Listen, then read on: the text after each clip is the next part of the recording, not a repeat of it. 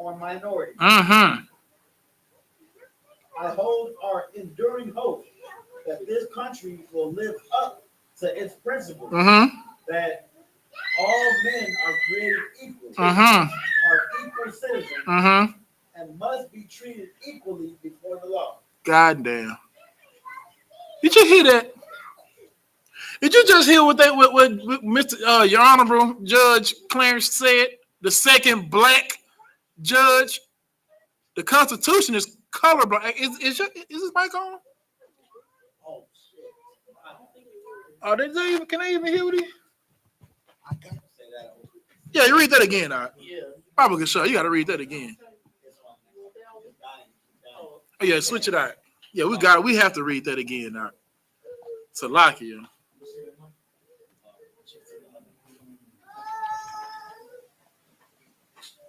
Read, man, just start from the beginning. I don't know if they heard it or not, but we're gonna run it back. Khan. Justice Clarence Thomas took the unusual step of reading from the bench parts of his lengthy concurring opinion. Thursday's decision, he wrote, sees the university's admissions policies for what they are: butterless, race-based preferences.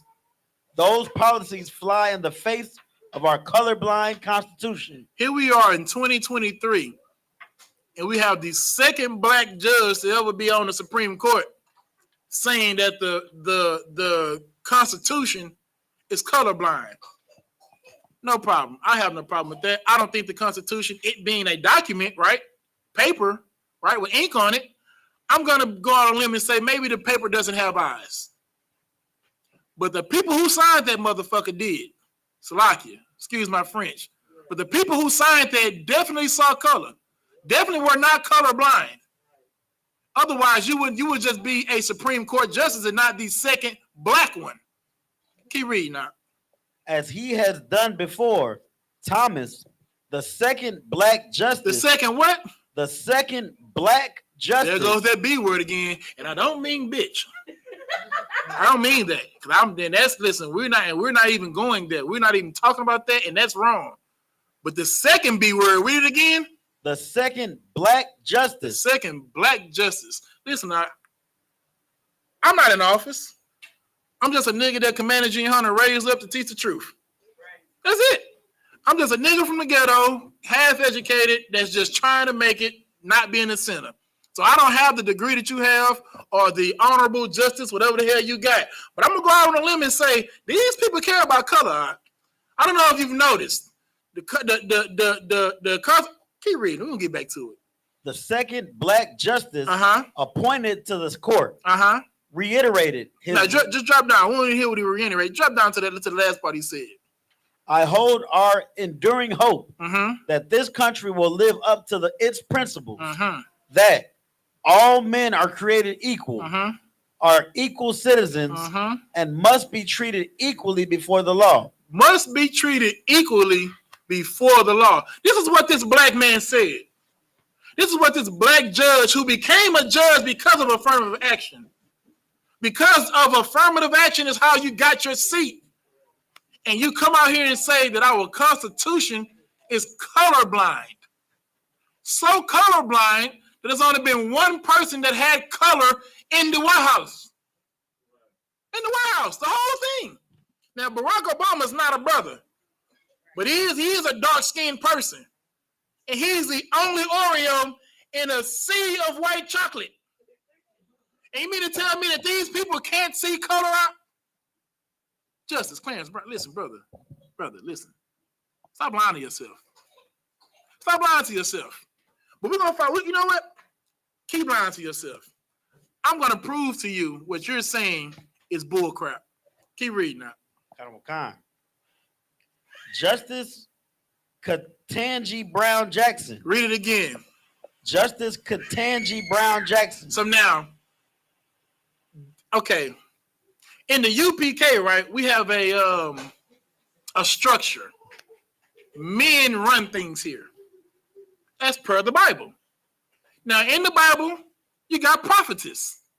In the UPK, you got prophetess. So we don't take anything away from our sisters. And sometimes the sisters may make more sense than the men. Here's one of those times we can see in the world where a sister makes a little bit more sense. Read what you got again. Justice Ketanji Brown Jackson. The court's first black. First what? First black. First what? Black. There go that B word again. And I'm not talking about bitch. First black, Mr. Thomas. Oh, is it Thompson? What's his name? Clarence Thomas? My bad, Your Honor. Your Honorable. Yeah, so in case you don't know, this woman is black. And somebody called her black. And if she's the first black one, somebody has to see that. Just going out on a limb. I don't mean nothing by it. It's just putting two and two together. You know? Keep reading. First black female justice also chimed in, saying, with let them eat cake obliviousness, today the majority pulls the ripcord and announces colorblindness for all by legal fiat. By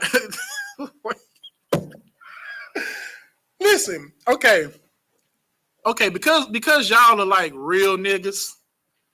Know what I'm saying? And y'all ain't like really been in a place where you have to be a light-skinned nigger kind of.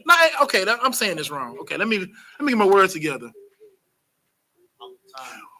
What she just said to him or about this person was a political nigga. What? Yeah. It was nice nasty. It was like what the now. She had this lady had far more grace, and I'm glad she did though because she's talking about her brother.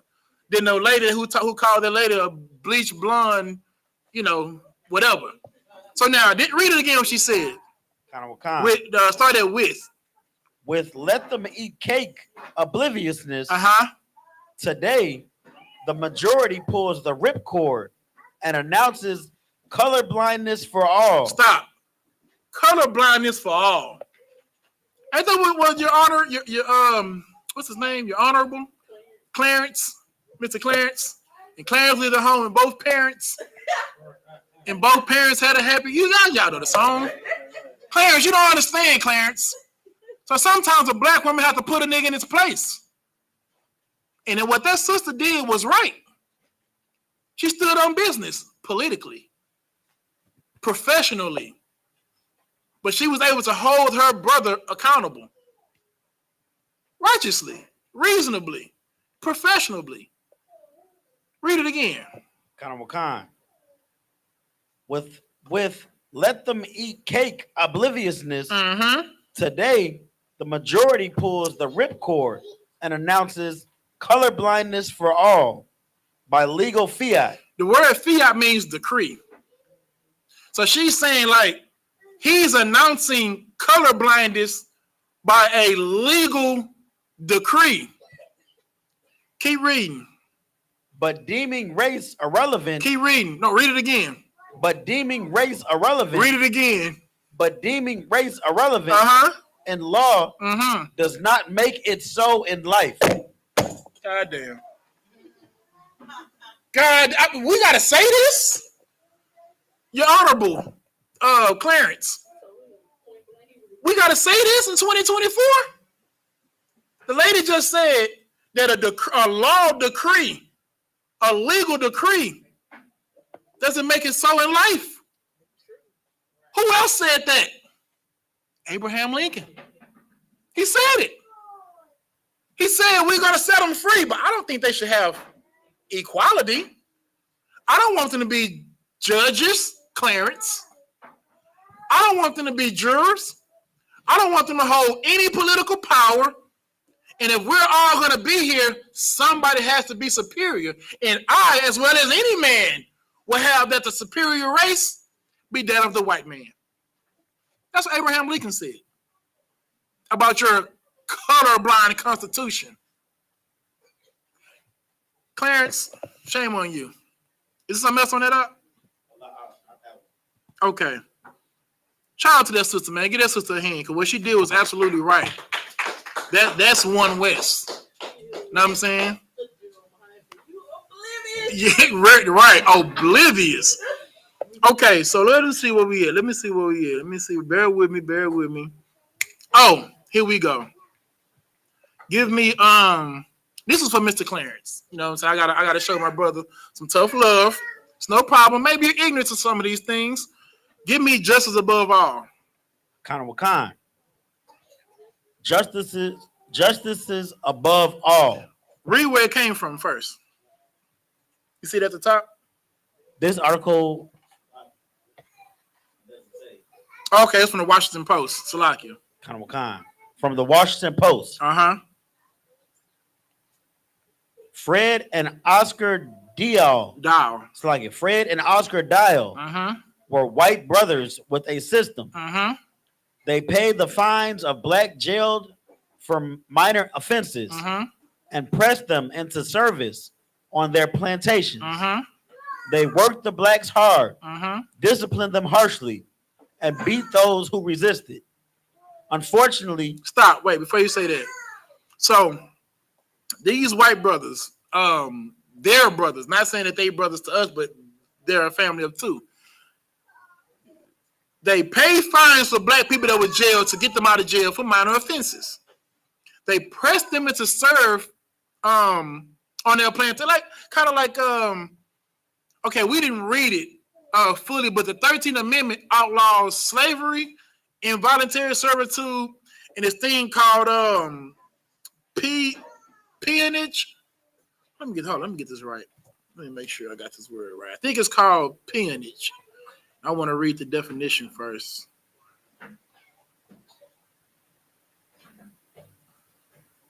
Okay, so peonage is also called debt slavery or debt servitude. Is a system where an employer compels a worker to pay off a debt with work. This was outlawed. One of the things that was outlawed in the 13th Amendment as well. So now, these white men were going to pay the fines for these black people and then pressing them to work their debt off for them. Keep reading. Now, wait, if I can. Now, they worked the blacks hard, disciplined them harshly, and beat those who resisted. Sounds like normal slavery to me. Anybody? What does it sound like to y'all? It sounds like normal slavery? Does this sound like anything other than the 1800s, 1700s? Don't sound like that to me either. Keep reading. Unfortunately, for the future of their system, they beat Herbert Monk Thompson so badly that he died. So badly that he what? That he died. So now, without giving it away, I believe, unfortunately, is a key factor in this. Because during chattel slavery, beating a nigga to death was nothing. Right? So this saying, what does that imply about this particular case? Anybody want to give it a shot? Go ahead. The white people got in trouble. But they got in trouble. That's true. So what if that's, okay. Because they got in trouble, what time period do you think this is?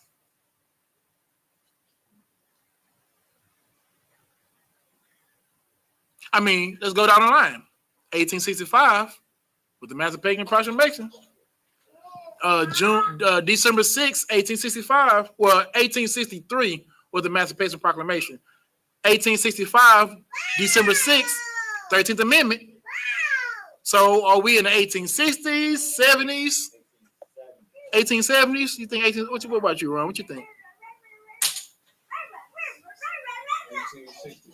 1866. Yeah, I didn't get that's that Price is Right. That nigga said what he gave? Well, I'm gonna give him one less. All right, let me see if there's anybody in the chat, man. Somebody in the chat, tell me what year y'all think this is, man. Let me look and see if somebody gonna get this right. Let me see. What year is this? We got what you said it was, YAHANNA? 1870. Rom said 1866. What do y'all think? Somebody tell me. What do y'all think this took place? Let me give y'all a second. You got an opinion, Malaki? What you think?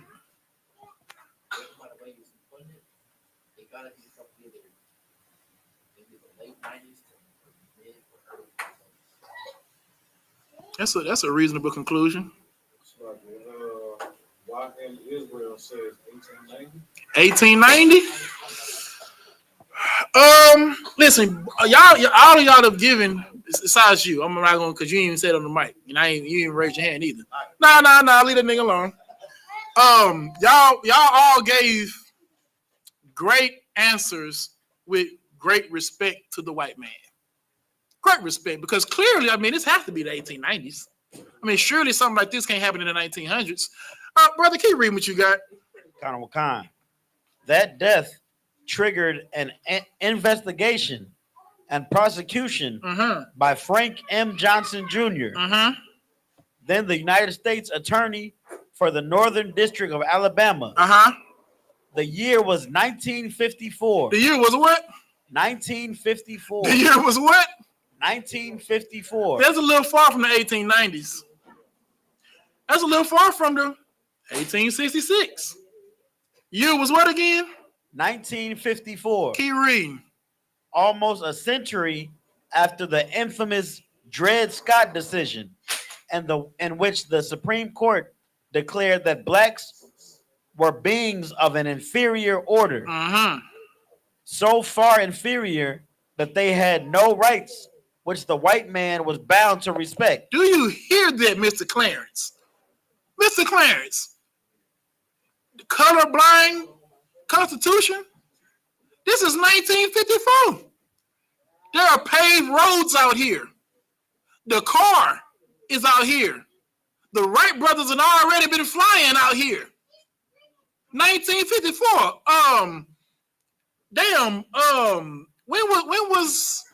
When was Martin Luther King killed? Like in the 60s? This is like 12 years prior.